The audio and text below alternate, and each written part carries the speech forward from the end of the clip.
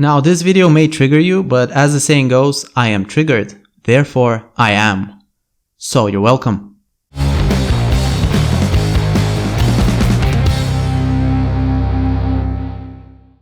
Jokes aside though, Overhit is here. It's been here for a while actually, but I didn't manage to make myself care really. Nexon's latest title stays true to its developer's core competence, which is maximum wallet predation and minimum effort.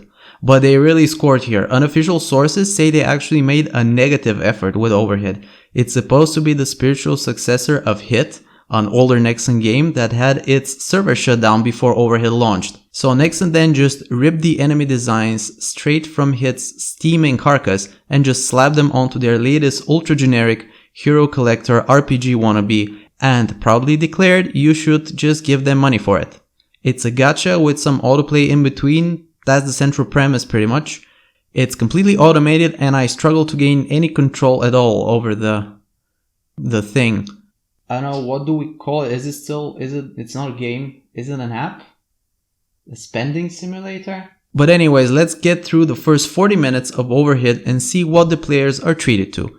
The first thing Overhit does is try to convince you it has good graphics. The Google Play Store listing even says it on the first line of the About section. A visual masterpiece. But those character models just look okay up close. I wouldn't say it's a selling point. Hit, the older mutilated game, looked much better to be honest. The textures and the smaller models kept the illusion of great graphics going. Hit also was smart enough to keep the story in still animations that were not bad. Overhit's cutscenes are terribly animated. It's hilarious, especially when they talk. It's just bad.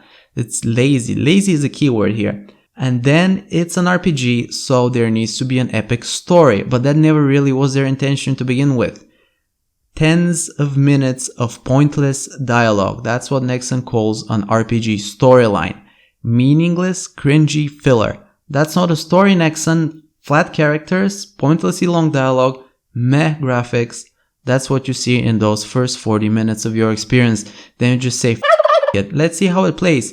And it literally started playing itself. I hardly even noticed it was not a cutscene anymore. Before I even knew what was happening, bam, victory, it's over. I didn't do a damn thing. The auto button was pressed all the way down by default.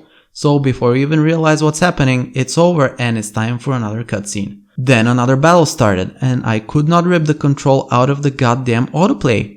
Even if you untap it, it still autoplays. You just maybe have a chance of tapping on a skill, but the whole thing is just going on while you're trying to do something. You don't know whose turn it is though, what is happening, what is going to happen if you tap anything, because everything is it's just not meant to be played. It's meant to be watched. That's the truth. It's not designed for meaningful player input. Why not just be able to completely stop everything? Make an informed decision about skills and targets. I'll tell you why. Because after Overhit teaches you the combat mechanics, in other words to off from the controls, it takes you straight to the goddamn gacha shop and that red haired dude just tells you in your face, look bro, you let this thing autoplay, then at one point it can't play anymore because your power rating is too low. Then you go to the gacha shop, you unload some money to enable the game to play itself further, and that's the end of the tutorial. Look, this isn't meant to offend the fans, but people should be aware they're being fed from the trash can here. We should have higher standards for games than Overhit. We should draw a line and say, okay, free to play is fine. All your predatory is not okay. But what's completely unacceptable is just skipping the entire game element from your so-called game and then sell it as a turn-based action RPG because there are no turns, no action, and no RPG at all in Overhit. And consumers are also at fault here. We should just stop holding our toes without bending our knees.